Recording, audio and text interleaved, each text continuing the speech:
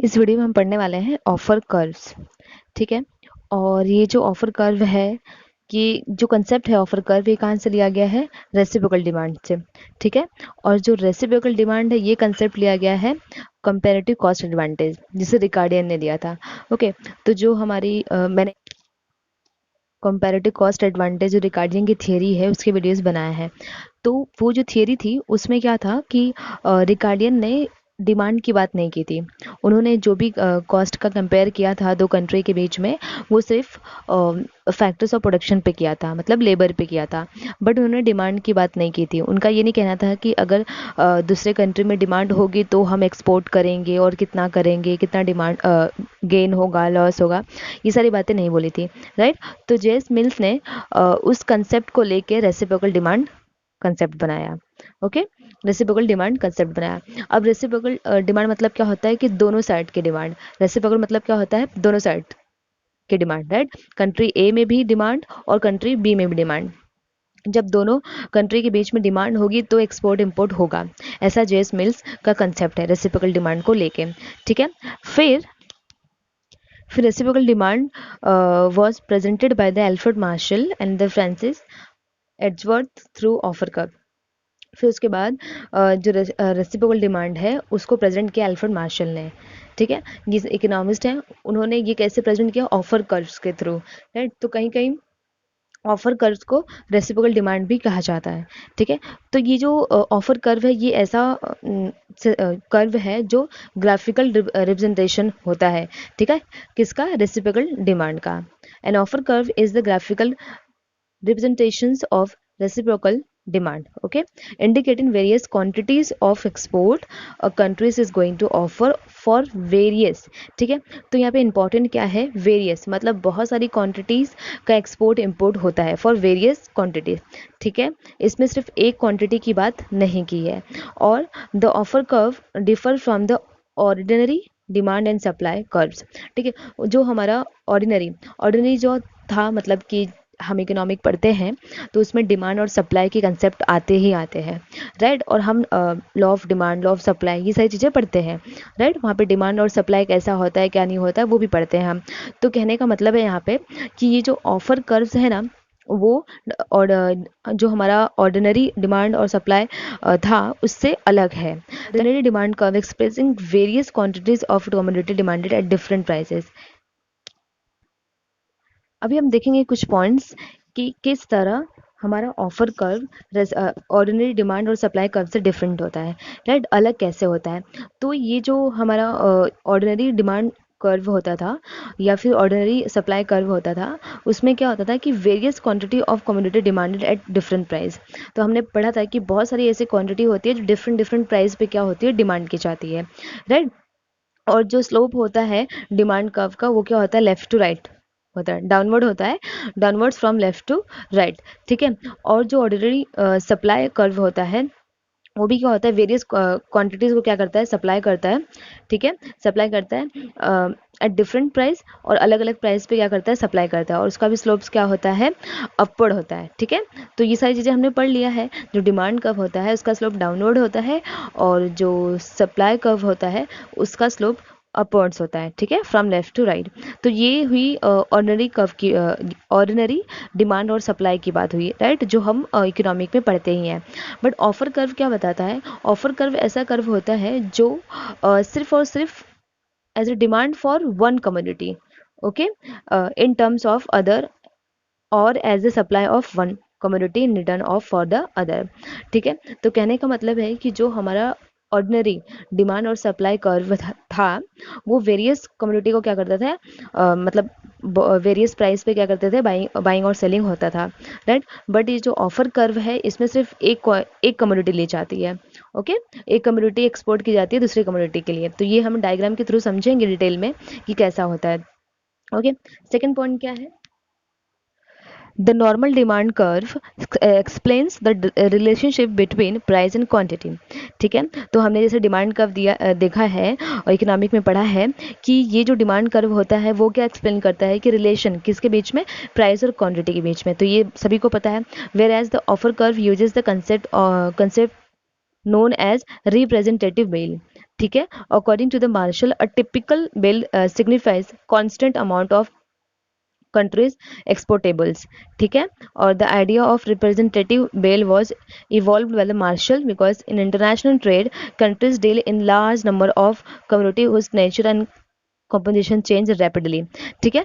तो इसमें क्या है कि इसमें हम जो ऑफर कर्व है, इसमें जो भी हम डिमांड और सप्लाई मतलब प्राइस और क्वांटिटी के बीच में रिलेशन नहीं बताते हैं, राइट। ये किसके बीच में रिलेशन बताता है कि कितना अमाउंट है, constant amount of a countries exportables, ठीक है। मतलब ऐसी कितनी क्वांटिटी है, राइट, कितने अमाउंट में क्वांटिटी एक्सपोर्ट करने के लिए goods and services, so that जितना हम एक्सपोर्ट करेंगे गुड्स और उतना ही मतलब उसके रिटर्न में हम इंपोर्ट भी करेंगे, ठीक है। तो ये गुड्स की बात होती है, तो यहाँ पे प्राइस और क्वांटिटी की बात नहीं हो रही है ऑफर कर में।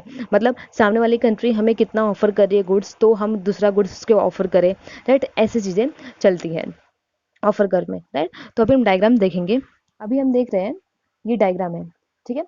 तो we have India's offer curve O I जो है हमारा इंडियाज ऑफर कर्व है इंडिया का, और रशिया का है ऑफर कर्व ओ ए, ठीक है, सॉरी ओ आर क्या है, रशिया का ऑफर कर्व है, ठीक है। तो ये डायग्राम और हम अभी पढ़ेंगे, और जो डायग्राम्स पढ़ते हैं हम लोग, ठीक है।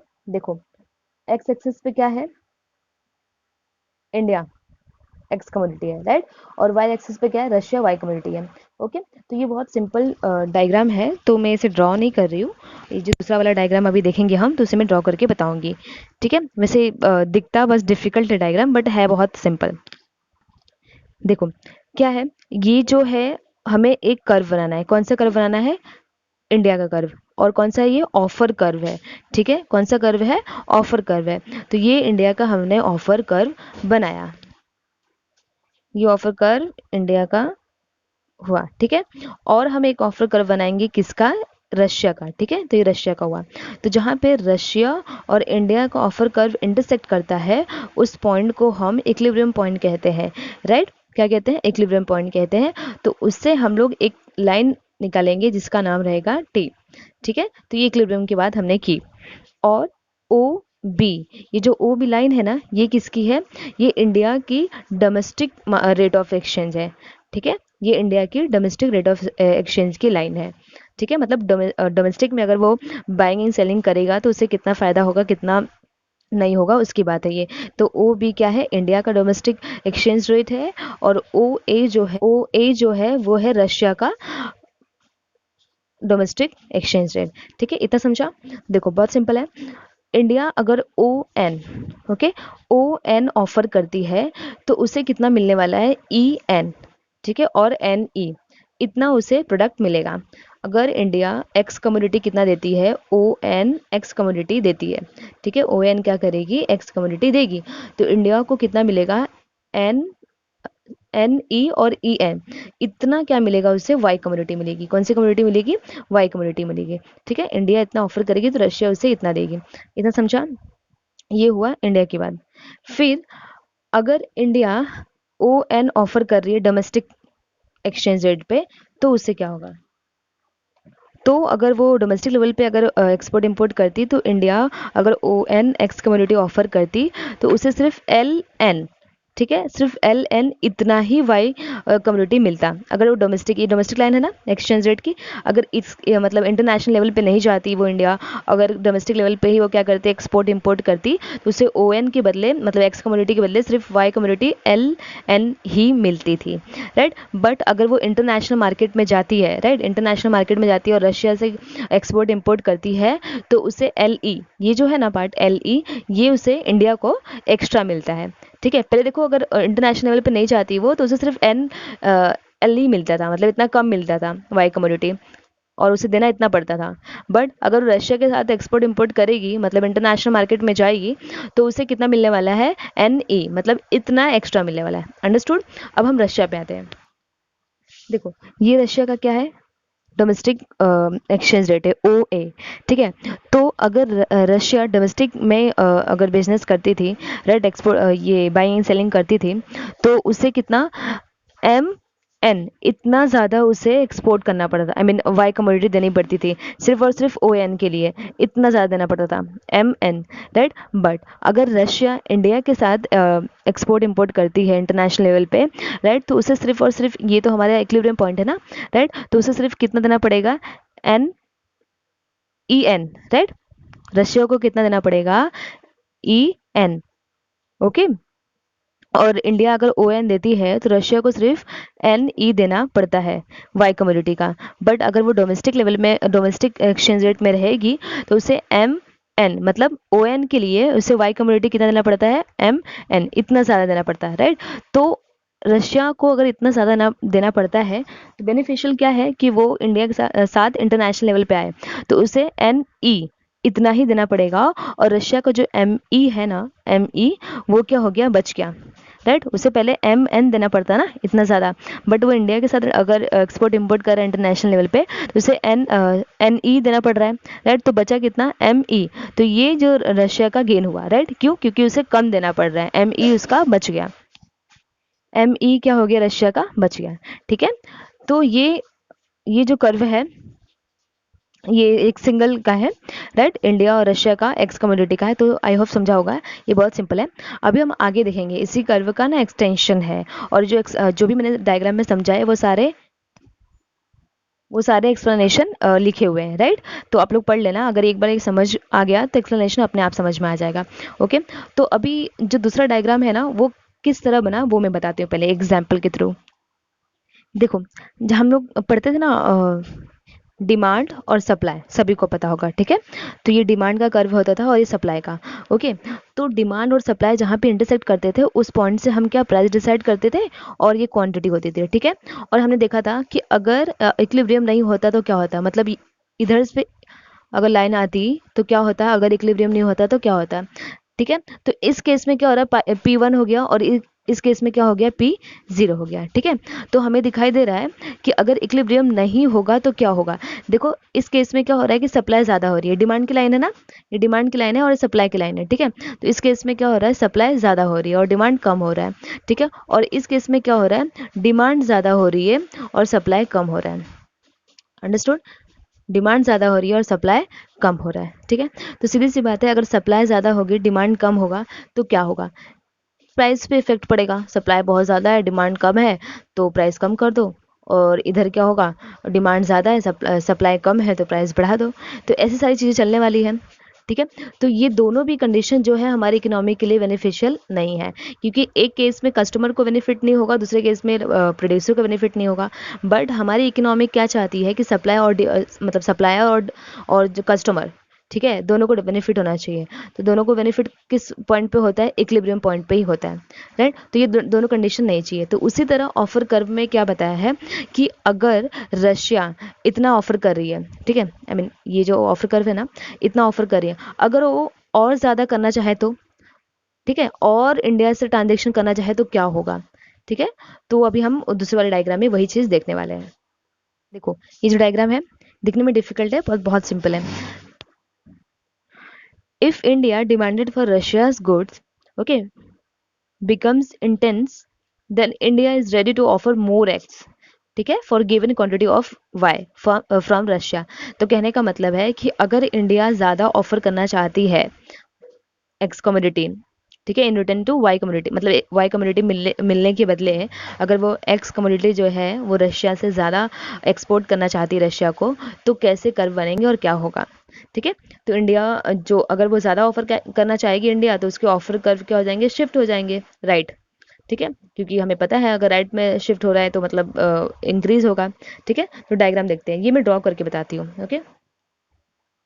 रफ डायग्राम बनाती हूँ आप लोग को समझाने के लिए कि कैसे डायग्राम बनेगा, राइट। तो वाई एक्सिस पे हमने क्या लिया है, रशिया का वाई कम्युनिटी है, और एक्स एक्सिस पे क्या है, इंडिया की एक्स कम्युनिटी है, ठीक है। तो अभी हम जो पहले वाला डायग्राम देखा था ना हमने, वैसे ही एक डायग्राम बनाना है, उसके बाद हम लोग इंक्रीज कर देना है बस, और कुछ भी नहीं है डायग्राम में। तो हमने किसका बनाया था, सबसे पहले ऑफर कर रशिया का, ठीक है। तो देखो, ये रशिया का हम लोग एक कर्व बनाएंगे, ओके। तो ये रशिया का ऑफर कर्व हुआ, और अब हम इंडिया का ऑफर कर्व बनाएंगे।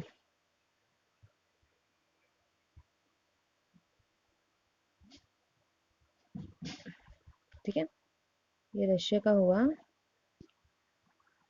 ठीक है, तो ये रशिया का जो ऑफर कर्व है और इंडिया का ऑफर कर्व है, इंटरसेक्शन हुआ तो इस पॉइंट को हमने ई नाम देना है या फिर कुछ भी देना है। तो आपकी बुक में टी दिया हुआ है तो मैं टी देती हूँ। ठीक है, इस इक्विलिब्रियम को, क्योंकि इंटरसेक्शन हुआ इक्विलिब्रियम हुआ। फिर हमने देखा था कि हम एक लाइन ले रहे हैं क्योंकि इक्विलिब्रियम है, राइट, इक्विलिब्रियम है तो एक